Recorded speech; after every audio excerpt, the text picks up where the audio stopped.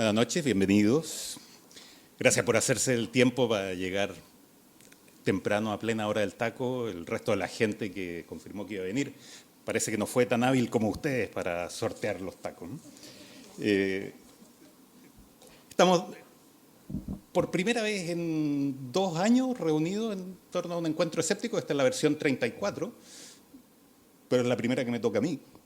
La Asociación Escéptica lleva 4 años de historia, formal al menos, tratando de avanzar en sus objetivos de promover el pensamiento crítico y el conocimiento científico y la racionalidad para abordar los temas de la sociedad en general, no solo los temas científicos. Es una asociación de derecho público sin fines de lucro. Así es que si les cobramos una entrada alguna vez será para financiar los cafés y no para hacernos millonarios. Pero no es el caso ahora. Ahora estamos profitando de las cuotas que los ingenuos socios han pagado hasta ahora. En esta misión que se da a la Asociación Escéptica de tener una mirada más racional acerca de la realidad, nos encontramos frecuentemente con la pregunta de qué diablo es la realidad, ¿no? Cuando uno trata de discutir estas cosas con gente que tiene otras visiones y otras estructuras de pensamiento, uno llega rápidamente como a la piedra fundamental de qué es la realidad, ¿no? Esa es tu verdad, esta es mi verdad, existen realmente verdades a medida, la realidad es un objeto que se puede determinar a gusto del consumidor o nos viene impuesto por una realidad sobre la que tenemos poca injerencia. Ese es como el tema a partir del cual se inició esta charla. Daniel Durán va a presentar el tema justamente de cómo nos podemos acercar a la realidad, si existe una realidad, en la segunda parte de la charla. Todos estos son temas que han estado dando vuelta en la filosofía por 3.000 años sin que nadie lo haya podido resolver, y no es la idea tampoco acá pretender que vamos a resolver preguntas que los grandes filósofos no han podido darle la vuelta, pero sí tomar como los elementos comunes con los que nosotros podemos responder a los cuestionamientos básicos en los que frecuentemente caemos en las discusiones. Entonces Daniel va a hablar acerca de la realidad en la segunda mitad de la charla, pero vamos a empezar con la presentación de Roberto Brücher, o Brucher para los amigos, o cualquier combinación de los sonidos anteriores, que va a presentar acerca de los sesgos cognitivos, que son en el fondo las trampas en el camino del acercamiento a la realidad. Entonces el plan es, escuchamos a Roberto durante unos 40 minutos, hacemos un par de preguntas breves, hacemos una interrupción de 15 minutos para tomar un café, reponer la glucosa, y después escuchamos a Daniel por otros 40 minutos y después nos quedamos conversando hasta que nos echen o hasta que se nos acaben las ganas. Estamos hablando todo esto con micrófono, no tanto porque sea inaudible en este gran escenario, sino para tener un registro grabado. Entonces las preguntas que se hagan, ojalá sean también con micrófono. Hay un micrófono puesto en ese borde, si alguien se quiere parar a hacer la pregunta ya, y si no, nos arreglamos para hacer circular algunos, o a mitad de camino se acercan y acercamos un micrófono, pero para que quede ojalá registrado en la grabación. Bien, Roberto, un fuerte aplauso para nuestro primer expositor. Gracias. Vamos a... ¿Se escucha, no? No soy ningún presentador muy experimentado, así que me pasaron esto y este puntero láser, espero no enredarme ni electrocutarme. Camino, tengo estos apuntes, espero que les guste la presentación. Bueno, el evento, el título es Aproximación a la verdad y las trampas en el camino. Yo les voy a hablar primero de las trampas en el camino, que son los sesgos cognitivos. Y bueno, comencemos, ¿no? Después Daniel les va a hablar sobre la aproximación a la verdad desde la perspectiva escéptica. Primera diapositiva. Una de estas dos figuras se llama Buba y la otra se llama Kiki. ¿A alguno se le ocurre cuál es Buba y cuál es Kiki? Esos términos están previamente definidos. Este experimento lo hizo primero un investigador que se llama Köhler en el año 29 y después lo repitió Ramachandran, famoso neurocientífico, en el año 2001, y lo hizo con grupos de personas mucho más grandes, en India y en Estados Unidos. La tasa de concordancia, vale decir, las respuestas similares, se dieron entre el 95 y el 98%. ¿Adivinan cuál es cuál? ¿Sí? No les voy a decir todavía. La explicación para esto va en la línea de una serie de conceptos teóricos un poco complejos en los cuales no vamos a entrar. Dicen, en el fondo el cerebro hace abstracciones de la forma y de los sonidos en circuiterías que son mapas sinestésicos. Hay un simbolismo auditivo, pero en definitiva lo relevante sería que la unión de sonidos a formas no sería del todo arbitraria. Y lo importante de esto es que esta experiencia ilustra la existencia de formas de pensar que no son racionales, pero que compartimos todas las personas, todos los seres humanos. Y por ahí nos aproximamos a una definición de los ecos cognitivos. Y en una nota, un detalle, esto se hizo en adultos normales, en niños normales, que tenían una tasa de concordancia igual de alta. Decían Búa la misma figura, Kike la misma figura. Y en niños autistas no. En niños autistas bajó la concordancia cerca de un 60%. Y ahí está. ¿A alguien se le ocurrió al revés o no? ¿Algún Contreras en la habitación? Ok, sigamos entonces. Antes de pasar a una definición hecha-derecha, quiero darle otro ejemplo más de un seco cognitivo un poco más cercano a la experiencia ordinaria. El año 77, unos investigadores de la Universidad de Michigan, Nisbet y Wilson, le presentaron a los estudiantes del college, que eran 100 y tantos, siempre son estudiantes del college los que meten este tipo de investigaciones por algún motivo, 2 videos. El grupo fue randomizado, la muestra era representativa, 2 grupos idénticos, no les explicaron por supuesto qué es lo que iban a hacer, y en ambos videos aparecía el mismo profesor, que en teoría les daría un ramo más adelante. Era un video que era una presentación para el ramo que iban a tener más adelante. ¿Okay? Este era un profesor belga, francófono, pero que hablaba inglés con un acento francés. Y el profesor era el mismo, el aspecto físico del profesor era el mismo, por supuesto. El acento siempre fue el mismo en ambos videos. Y fue entrenado para que la gesticulación en ambos videos fuese la misma. Pero la gran diferencia es que el contenido del mensaje era diferente en uno y en otro. En uno aparecía como una persona más cálida y simpática, planteando que tenía entusiasmo por lo que le iba a enseñar a sus estudiantes, que tenía metodologías de enseñanza flexibles y que se sentía confiado en que sus estudiantes iban a dar lo mejor de sí, cosas de ese tipo.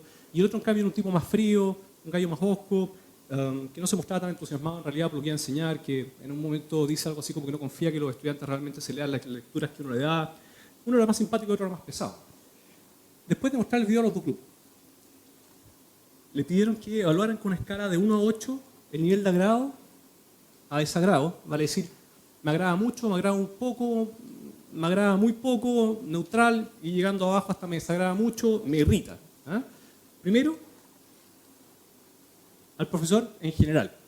Y ocurrió lo que esperaban los investigadores. Los estudiantes que habían visto el video del profesor que era simpático dijeron, este tipo me agrada mucho. Y los que vieron el video del que era un poco más pesado dijeron, este gallo me agrada poco. Pero acto seguido, le preguntan a los mismos estudiantes, evalúe también, aparte, el aspecto físico, el acento y las gesticulaciones del profesor. En la misma escala, de que si le agrada o le desagrada. Y ahí viene la sorpresa o lo llamativo. Resulta que, efectivamente, los estudiantes que vieron al profesor que les cayó bien, puntuaron mucho más alto los niveles de agrado en cuanto a estos aspectos que son independientes. Les agrada más el acento del francófono. En tanto que aquellos que habían dicho que no les gustaba el profesor, porque habían visto el video del profesor que era más pesado, les parecía que el acento era desagradable y el aspecto físico era desagradable. Bueno, esto Nisbet y Wilson le llamaron el efecto halo, que es la percepción de un rasgo, que cuando la percepción de un rasgo particular es influida por la percepción de rasgos anteriores en una secuencia de interpretaciones. Puede que encuentren también una definición que dice que la percepción de un rasgo particular es influida por la percepción general o global. Bueno, y le hicieron otra pregunta a estos estudiantes. Después de preguntarles que calificaran estos rasgos particulares y generales, les dijeron, ¿cree usted que su evaluación general del gusto por este profesor influyó en la evaluación que hizo de sus rasgos particulares. Y ahí es lo que contestaron casi todos. Por supuesto que no. Por supuesto que no. Entonces dijeron, y esto además entonces es inconsciente. Fantástico. Incluso algunos hicieron una especie como de reversión de la causalidad. Dijeron, no, en realidad a mí como no me gusta el acento de este tipo, por eso que lo califiqué mal en la evaluación general. Y bueno, esto del efecto AR ha sido sumamente replicado en un montón de otros modelos experimentales. Es común en la evaluación, por ejemplo, de personas famosas. Vale decir, la persona que me cae bien de la tele, tiendo a imaginar que a lo mejor es más inteligente o si era simpática es más bonita o al revés o viceversa. Y son, bueno, un fenómeno que es frecuentemente empleado en marketing y en política. Entonces, con esto ya vamos a pasar a una definición para entrar más seriamente en materia. Los sesgos cognitivos son definidos, hay varias definiciones en realidad, no hay una que sea absoluta, esta es la que me pareció mejor, como un patrón sistemático e inconsciente de desviación del pensamiento racional en el procesamiento de la información que conduce a la comprensión distorsionada de la realidad. Y bueno, son mecánicas del pensar que compartimos todos y que vienen programadas de alguna manera por defecto.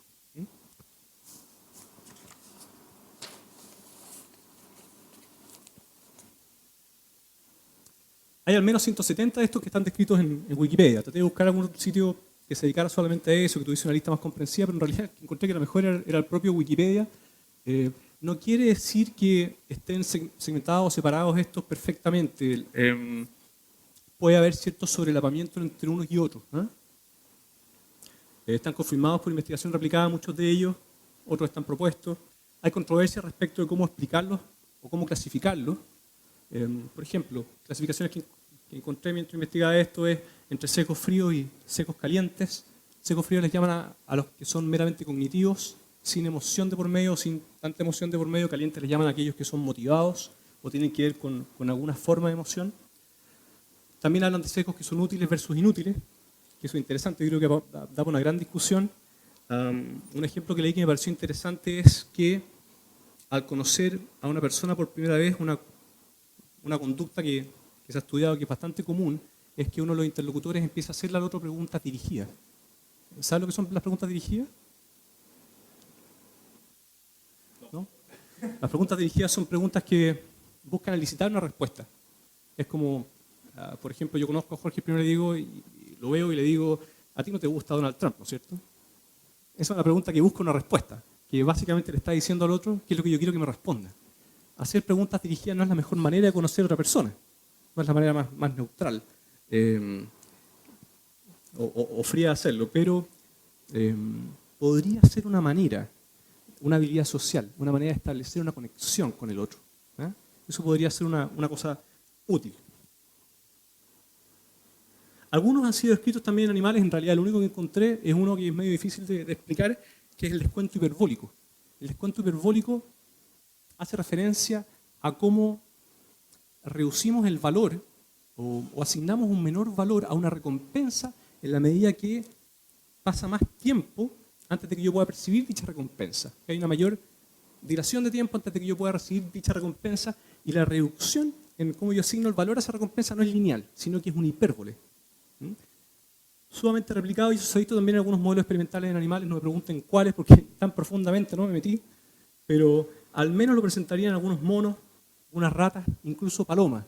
Y esto es extremadamente interesante porque si pensamos que el descuento hiperbólico es una suerte de programa cerebral que ha evolucionado en la filogenia, podríamos pensar entonces que es un mecanismo mental que está conservado desde muy antiguo en la filogenia. Tendríamos que tener antepasados muy lejanos que ya tenían esta forma de pensar, y que no es racional.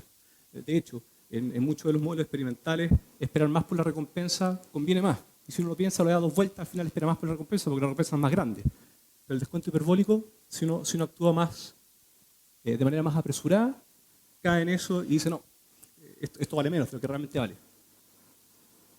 Bueno, este fue un pantallazo que saqué de como parte de la lista eterna de sesgos cognitivos en el Wikipedia.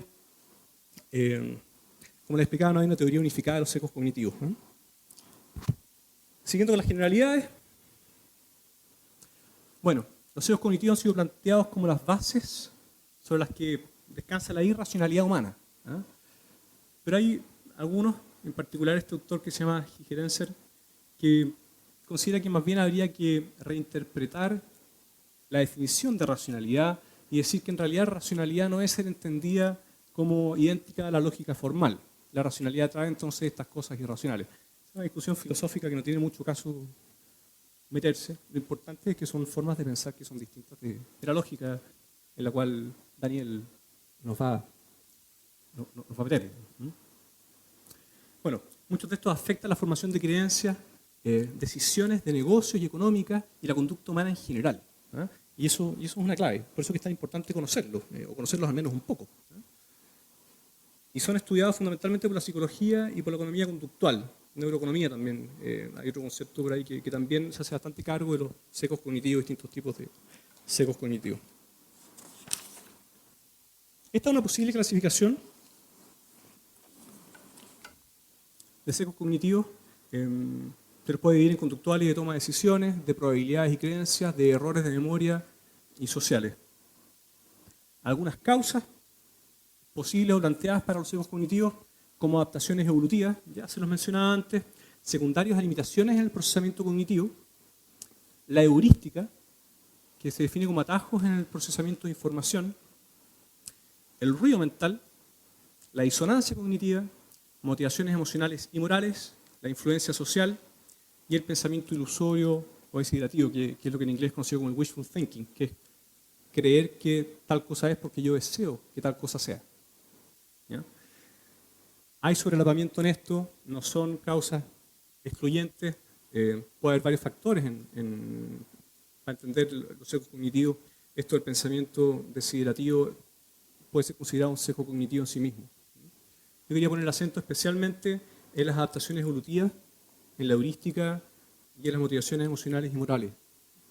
Ahora, ustedes pueden, si se fijan bien, tanto las motivaciones emocionales y morales como la heurística pueden caer dentro de las adaptaciones evolutivas.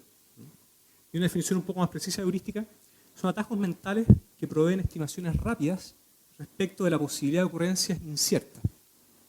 Las heurísticas son sencillas de computar para el cerebro, pero introducen a veces errores sistemáticos importantes. ¿Ya? Estuve tratando de buscar ejemplos de heurística, encontré algunos que les quiero decir. A modo de ejercicio, ¿alguien del público es capaz de multiplicar 15 por 19 sin ocupar una calculadora? ¿Sí, de manera ágil?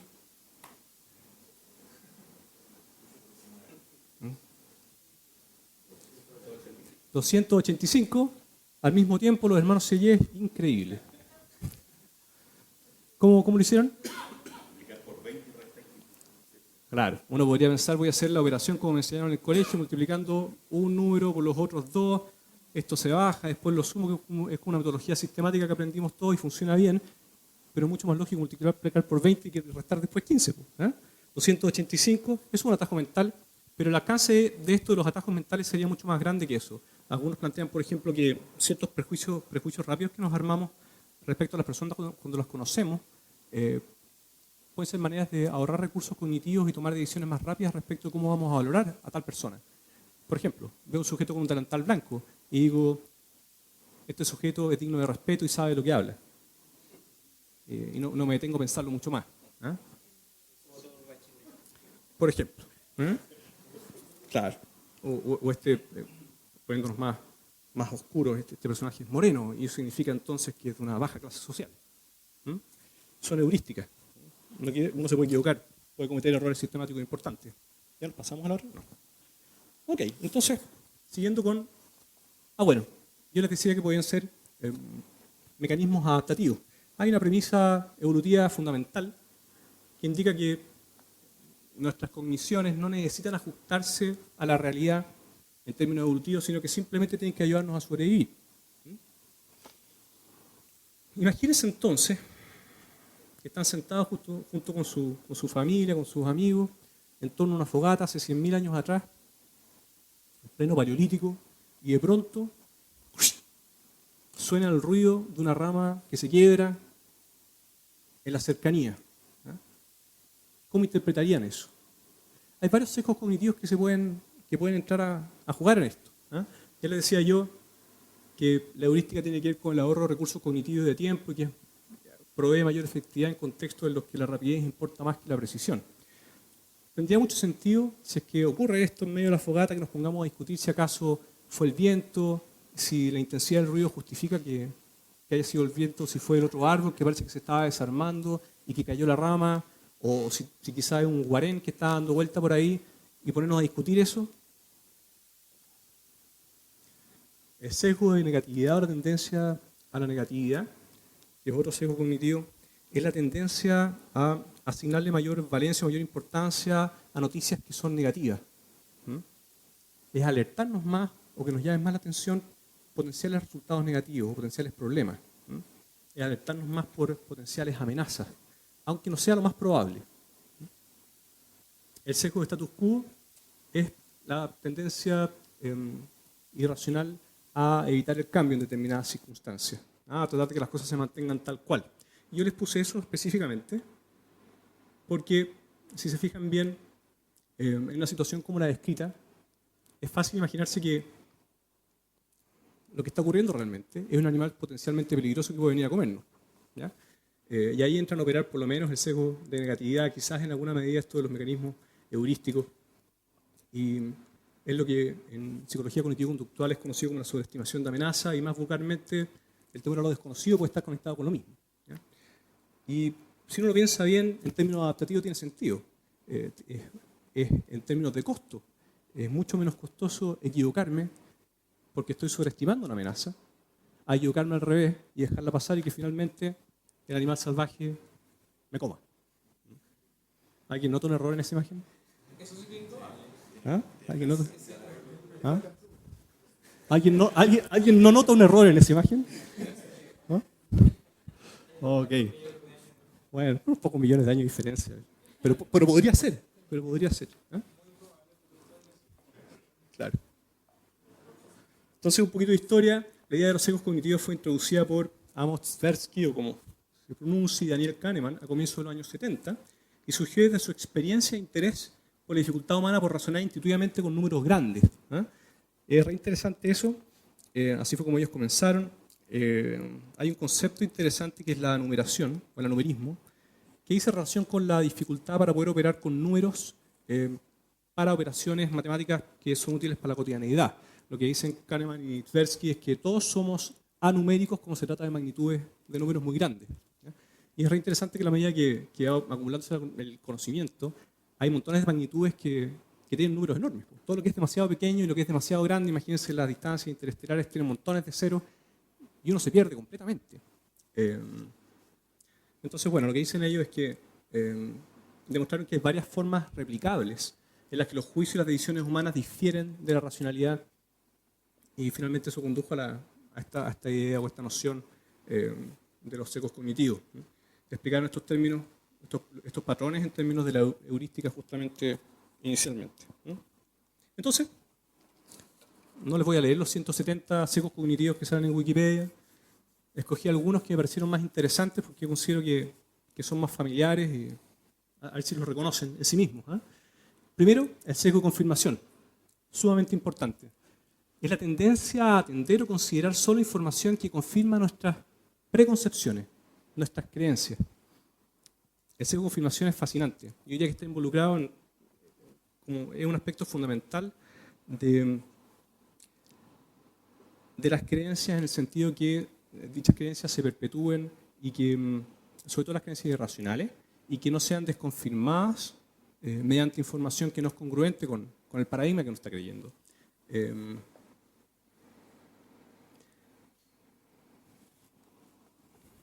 Otra cosa que requiere interesante, espero no latearlos con esto, es que este mecanismo del sesgo de confirmación en la enfermedad mental de pronto parece exacerbado.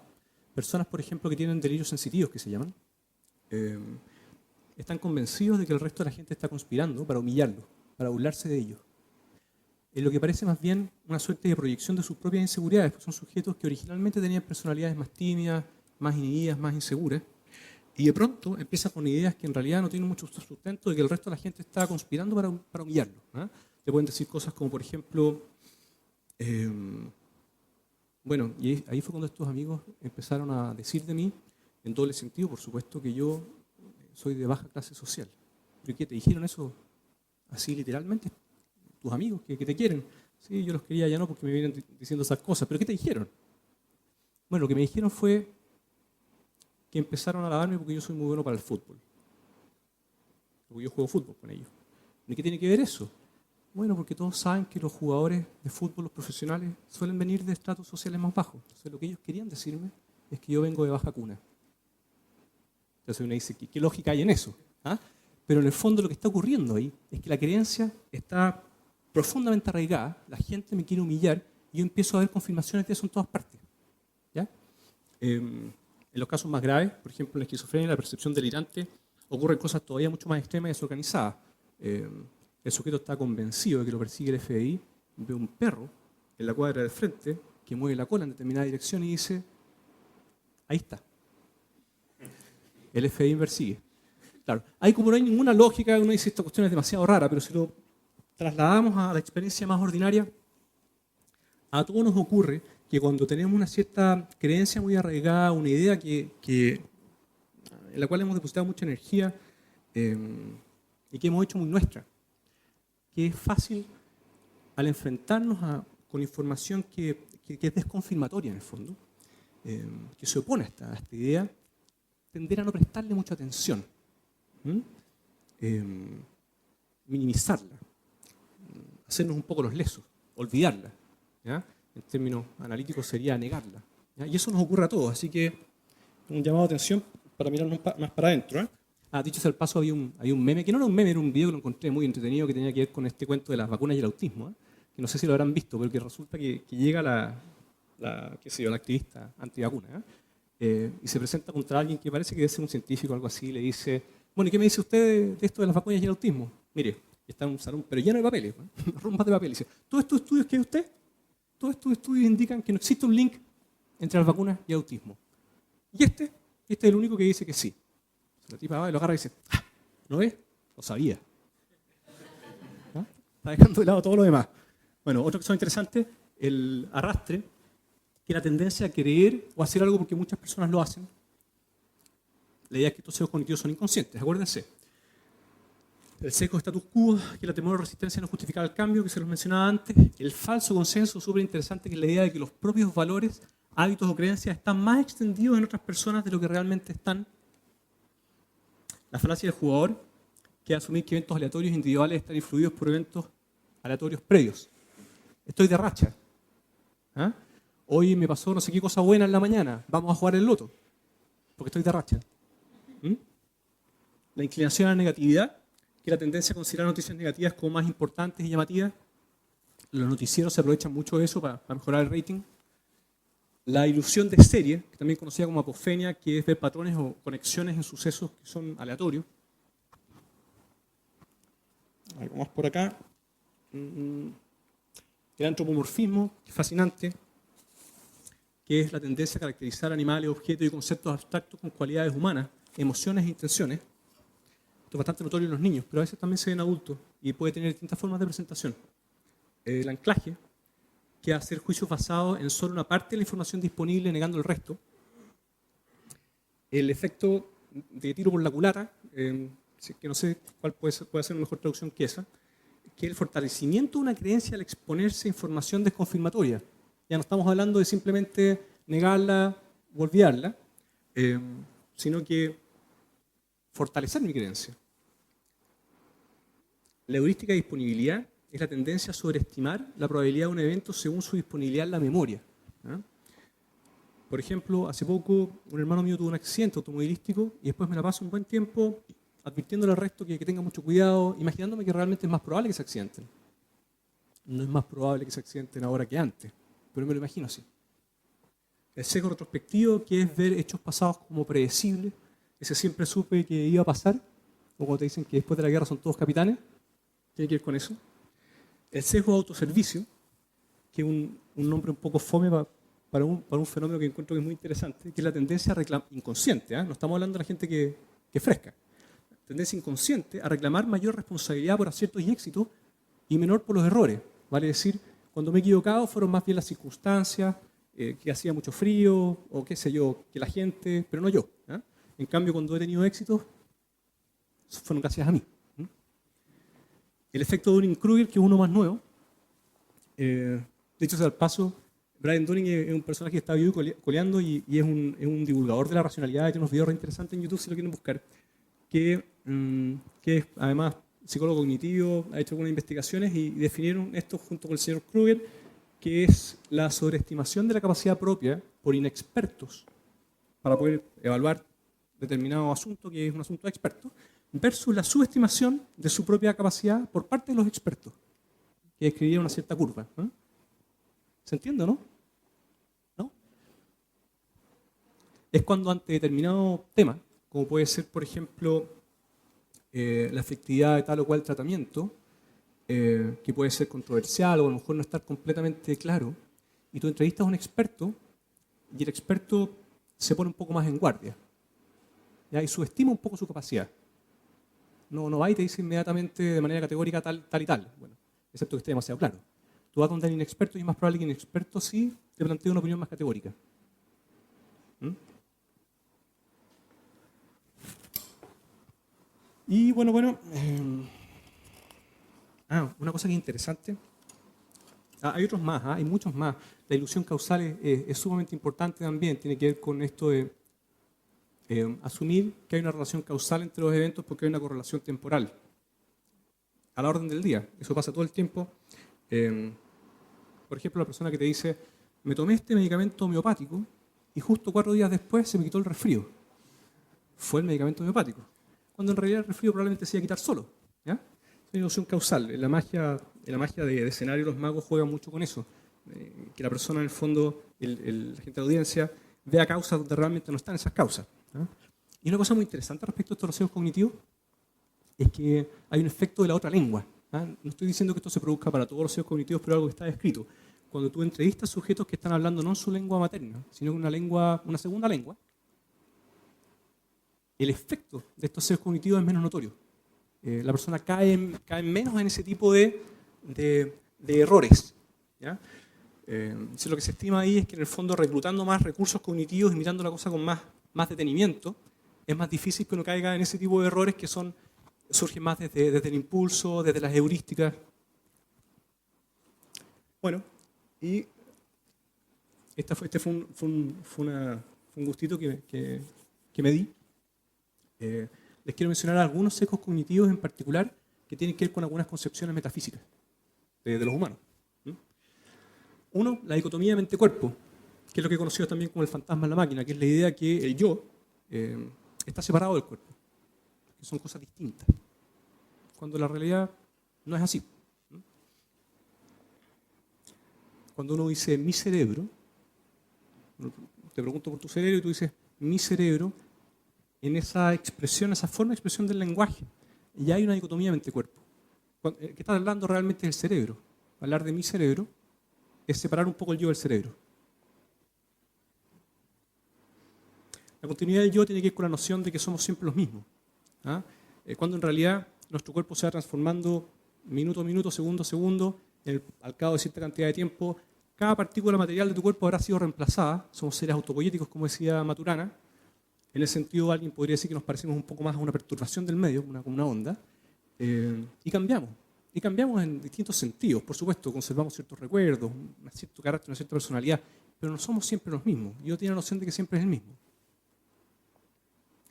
Los sesgos de antropomorfización, como les explicaba antes, también se asocian a una serie de ideas metafísicas. En el animismo, por ejemplo, la noción de que objetos inanimados tienen voluntades o tienen personalidades, el árbol, el río, la montaña, eso está conectado, por supuesto, con ideas metafísicas. Acá hay algunos ejemplos. La falsa atribución de agencia es cuando yo considero que un objeto inanimado tiene una voluntad y deliberadamente decide hacer determinada cosa. ¿Ah? El volcán explotó. El volcán explotó como para lograr un cometido. ¿Ah? Fue un acto deliberado, una falsa atribución de agencia. Se cayó el árbol sobre tal persona, pero esto ocurrió por algo. ¿Ah?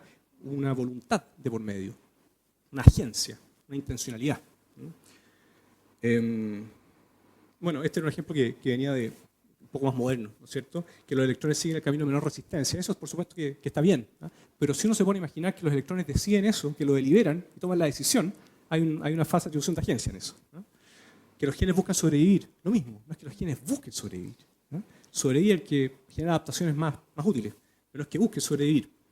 Cuando uno habla de la madre naturaleza, misma cosa. ¿Mm? La madre naturaleza. Estamos inmediatamente antropomorfizando a la naturaleza. La proyección de orden social y jerarquía, típico de los niños, por ejemplo, llega un niño, ve un árbol grande y un árbol chiquitito al lado y dice, ese árbol es la mamá y ese otro árbol es el hijo. Hay una antropomorfización, está hablando de una relación, por supuesto, pero una relación que es humana, está haciendo una proyección de esa relación. Teleologismo natural, el pensamiento teleológico, parecía un poco lo otro, pero no tiene que ver con la agencia propiamente tal, pero tiene que ver con pensar que fenómenos, que son aleatorios en realidad, ocurren con una finalidad determinada, están orientados a un fin. Cuando en la naturaleza eso no es así. La literatura es así, pues. La literatura está orientada a un fin, pues uno lee un capítulo y no sabe para dónde te están llevando.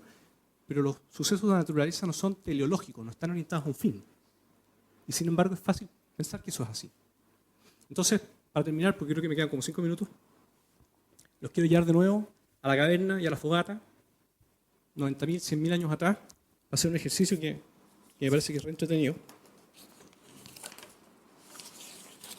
Imagínense que están ustedes en ese lugar, son los mismos de ahora, mismos Homo sapiens, pero con menos tecnología, con menos conocimiento sobre la realidad. Y estos sesgos cognitivos que los tenemos hasta el día de hoy, los teníamos también entonces, por supuesto.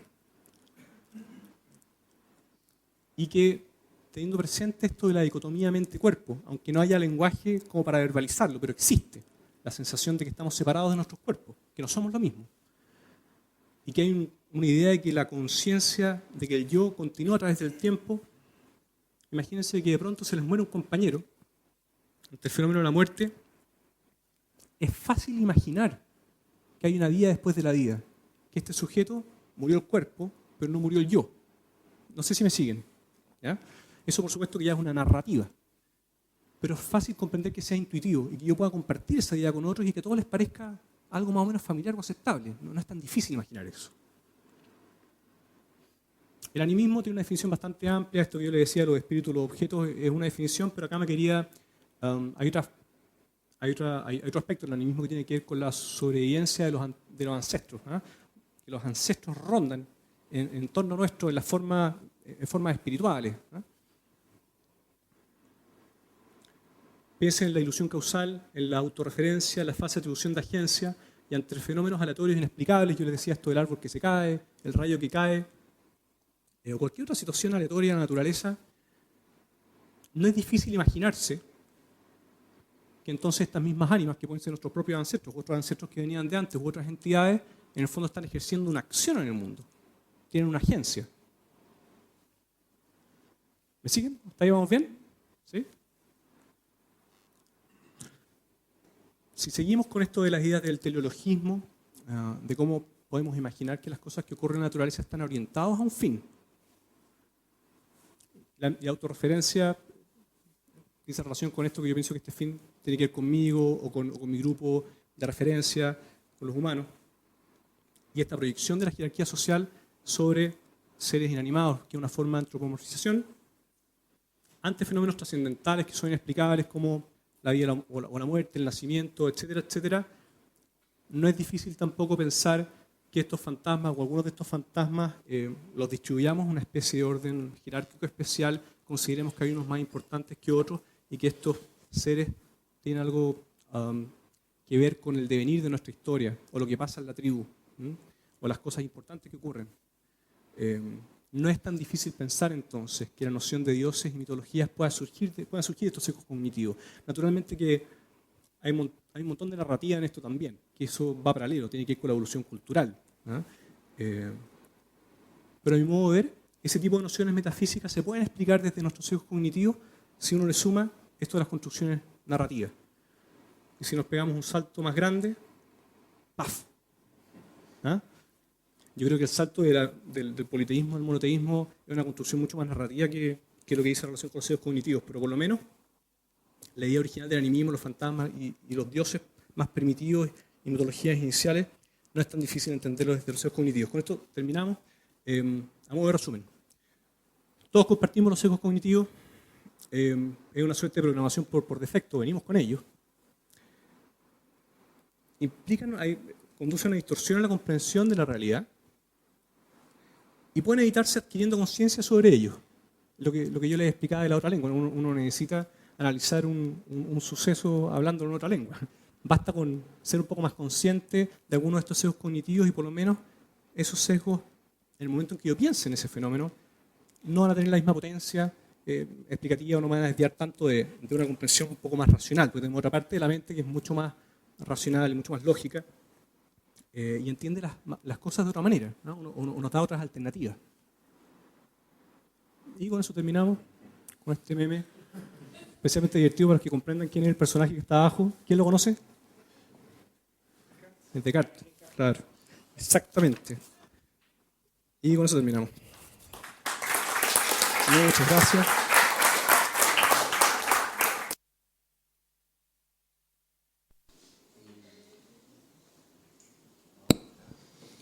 Buenísimo, gracias Roberto. Dijiste justamente las cosas que yo pienso. Estás en lo cierto. Excepto en aquellas que estás equivocado, que son las que no compartimos, pero el resto está todo bien. ¿Alguna pregunta para Roberto? Bueno, quienes quieran participar pueden acercarse y usar el micrófono para hacer preguntas. Gracias que ha grabado. Podemos intentar hacer alguna pregunta como para romper el hielo, si no, tomamos café y dejamos la conversación toda para el final. Pero la idea es que se arme una conversación en algún minuto.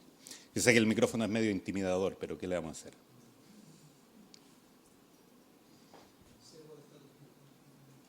Claro.